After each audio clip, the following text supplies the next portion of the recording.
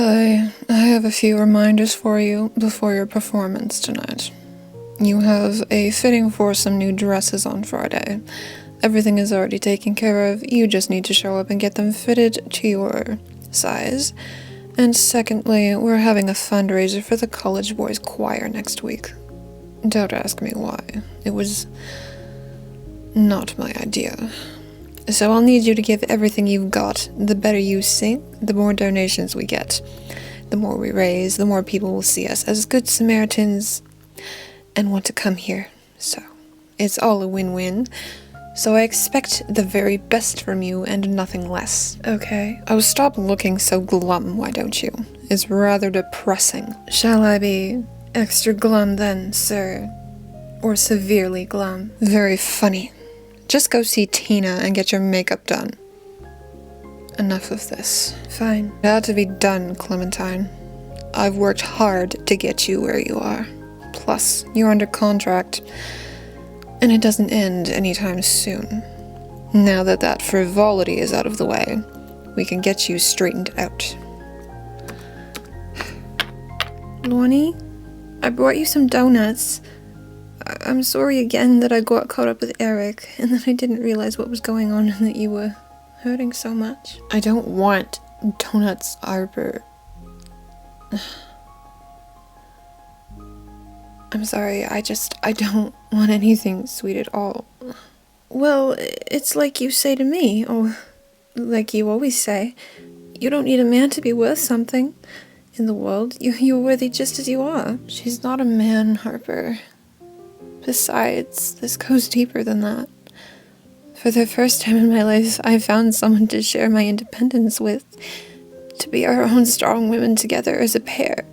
Something that some people spend their whole lives searching for. Well, she sure could sing.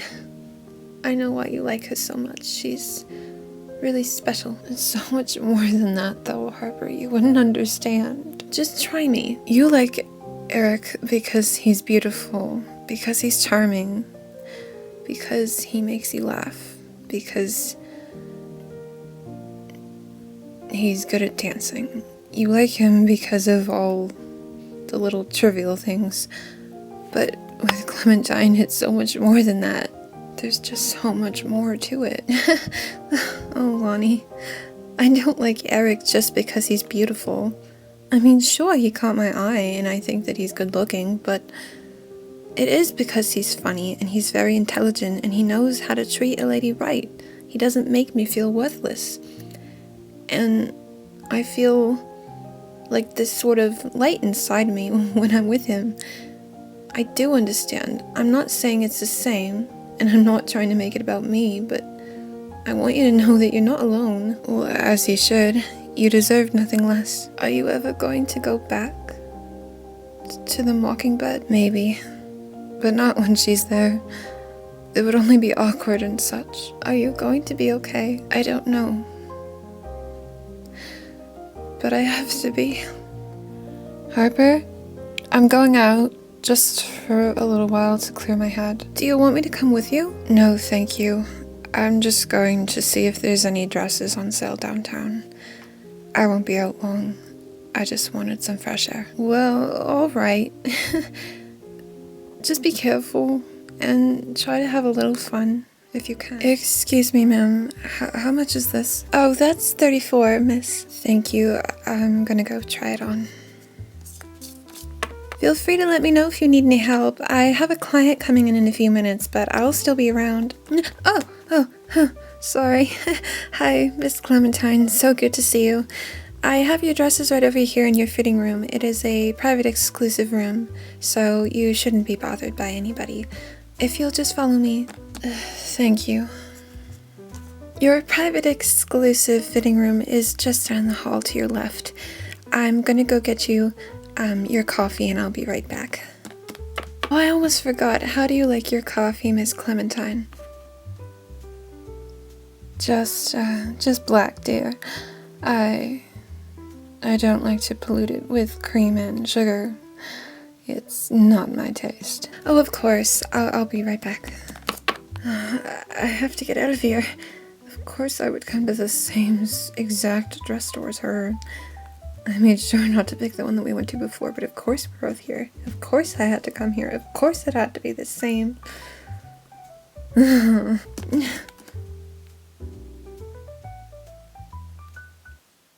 Please, Clementine, please. I might be a strong, independent woman, but I'm stronger with you. I don't want to let go. Please don't let go. But I know that you love me. I know that you don't want to do this. Please, go away, Lannie. Leave.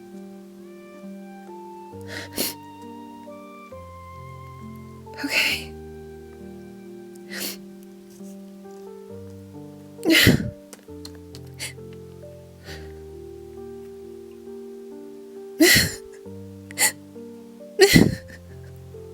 How did you like the dress, miss? Did it fit all right? It's lovely, but I must go. Well, I can hold the dress for a few days if you want to think about it and then come back. It's really no trouble. No, thank you.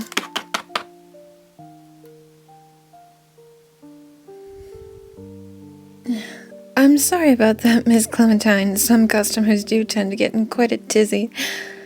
Here's your coffee just the way you like it. There's just a little bit of foam on top. There's no need to apologize, dear. She's never a bother to me. Come again? It's nothing. Shall we begin? Yes, of course. Right this way. My, I haven't seen you in quite some time. I thought you'd be here to see Clementine like you have been. Can I get you anything? I won't be coming in as much anymore. It's nothing against you. You're a lovely man and this place is beautiful. But there is a lingering ache that follows me here, and I wish to heal from it. Well, between you and me, miss, Clementine hasn't been the same since you left. Her songs have lost their magical quality and they feel rather sad and depressing. There's not an ounce of joy in anything she sings anymore. I'm sure everyone still loves to hear it nonetheless. She doesn't need much of anything to sound beautiful. If you spend your whole life looking for acceptance by others, you may never find it. It is you who has the power to defy the logic of this mundane world, or let a little thing like society stand in your way.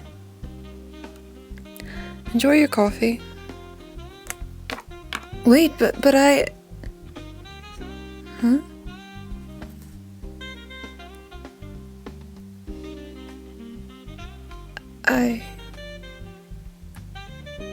So, how are your dress fittings downtown? Fine. Well, I've had your tailor set aside a special gown that is selected for you to wear tonight.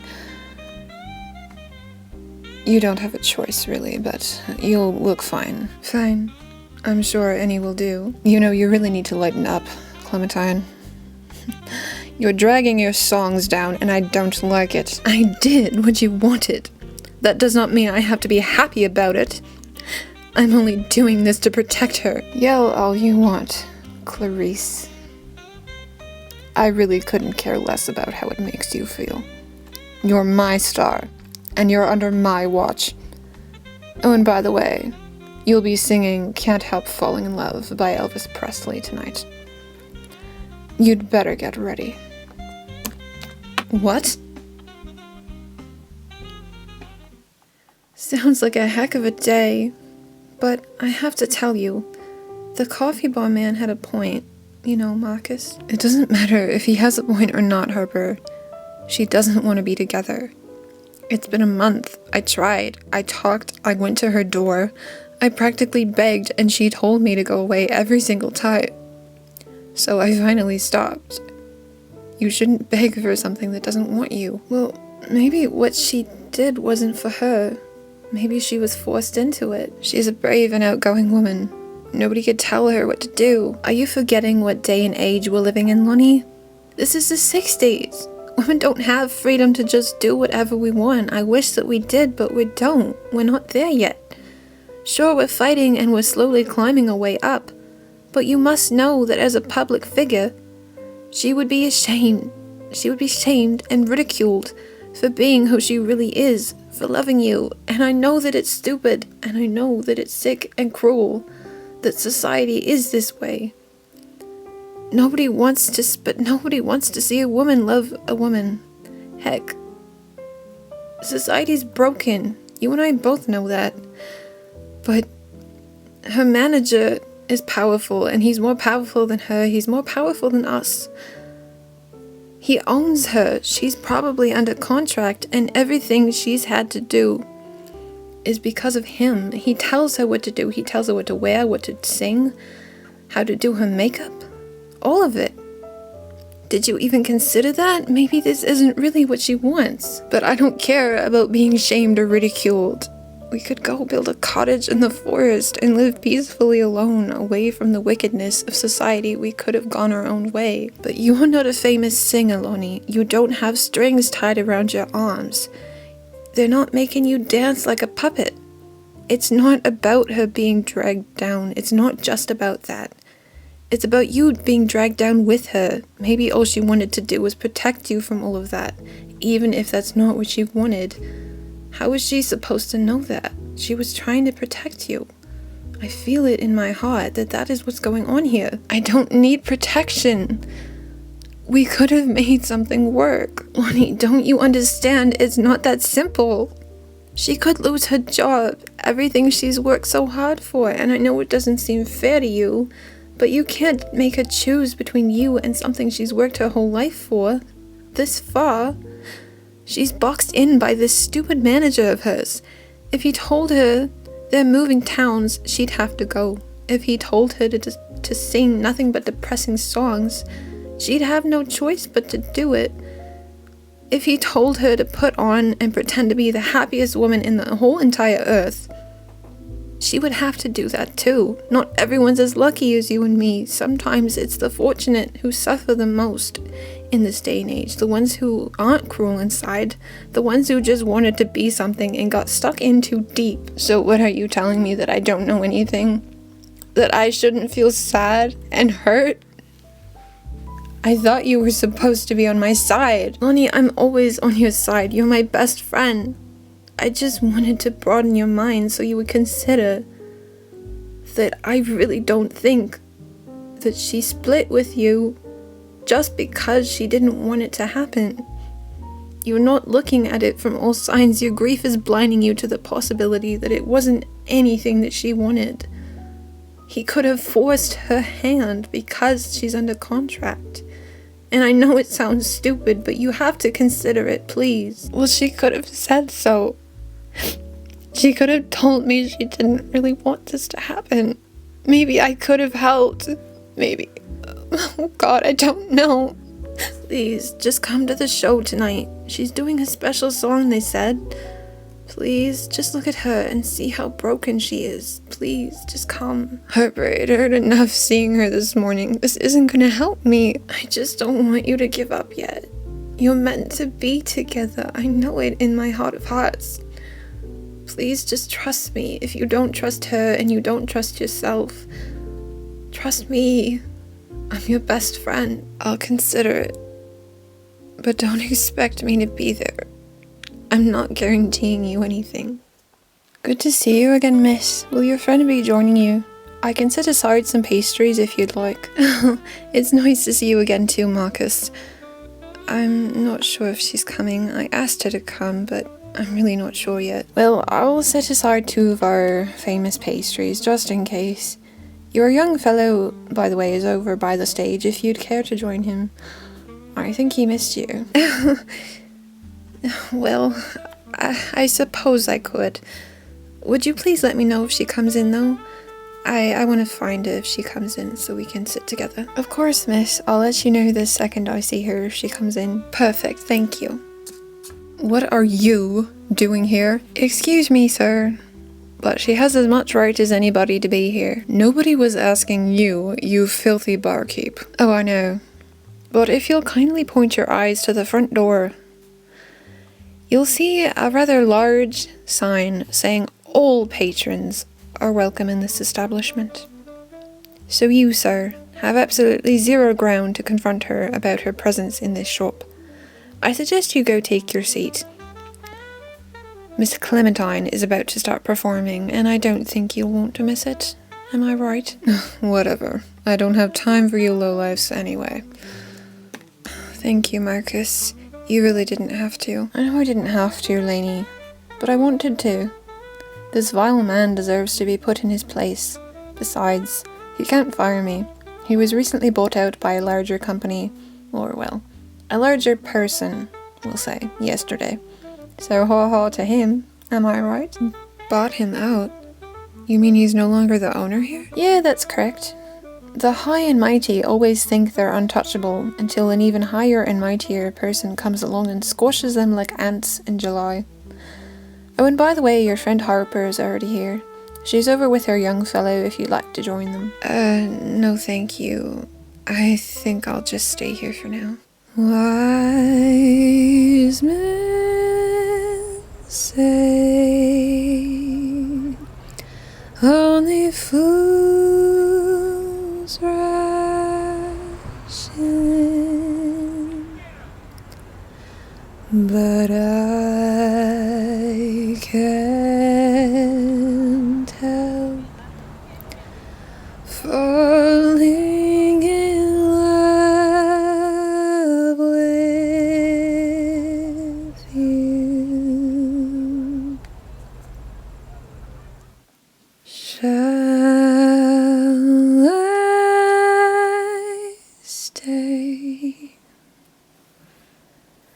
Would it be a sin? For I can't help falling in love with you.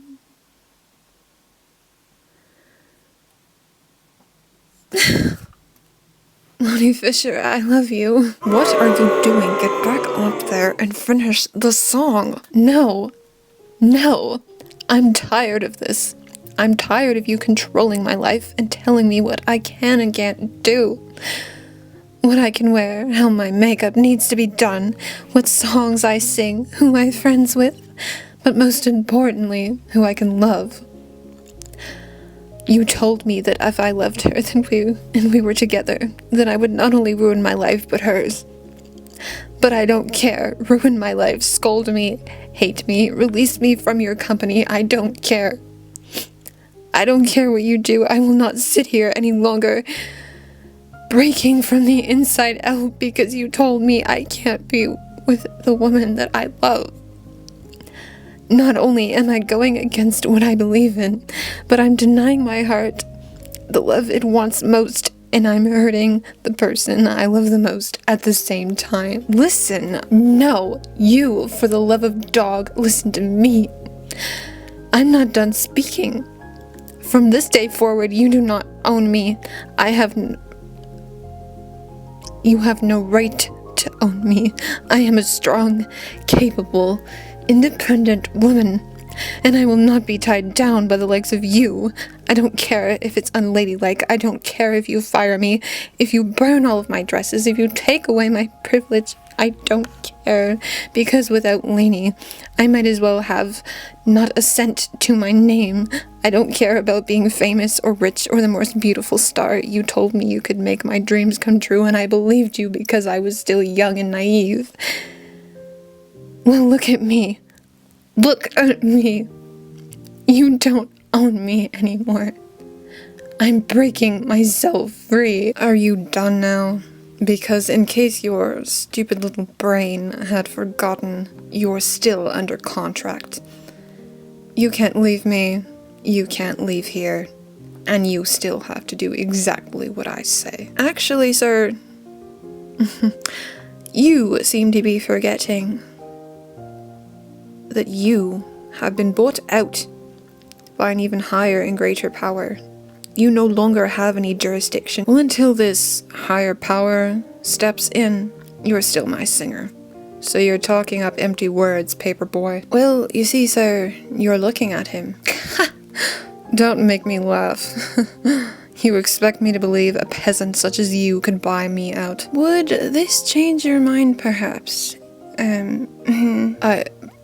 But how? Well, that's for me to know and for you to, never know. I kindly ask you to please leave the premises, sir. You are no longer welcome here. You may have bought me out, you sleazy little worm, but I have as much right as anyone to be here. Just like you said so before. Oh, well, you see, if you read the fine print below on the sign I pointed out to you earlier, it clearly states, "We reserve the right to refuse entry to all bigoted idiots on the premises of this shop. So I suggest you leave at once. Or shall I call security?" I will not be manhandled by your slimy security guards. I will get you for this, you fiend. One day you and your pretty posse, your pretty little posse, will be extinguished. Marcus, but how? Well, it's rather unfortunate, really, but I happen to have a rather wealthy uncle who... Well, I was his only living relative left, so I managed to inherit all of his money as he passed away last week. And seizing the opportunity, I quickly bought out Mr. Banks, leaving the Mockingbird in my hands. And that also means, because you signed your contract before he owned this building and before he truly actually was your manager, I've also bought the rights to you. But don't worry, of course, you are free to go and live as you please. I'm certainly not actually going to be your manager. It's just technical details is all. So, should you care to, shall we say, kiss the lady, I most certainly won't throw you out for anything of the sort. Good day. Oh, Lannie, I'm so very deeply sorry for all of the pain I've caused you. I thought I was trapped for life. Seeing no way out, I only wanted to keep you safe, keep you from society, keep you away from the evil of the world. I thought if I just left quietly that it would hurt less, but I was only doing what he wanted, and I wasn't being true to myself and what I wanted. Lannie Fisher, you are the fire that fuels my soul, and if you should feel so inclined, I would ask to walk this road called life with you into our deepest memories and wisest of years.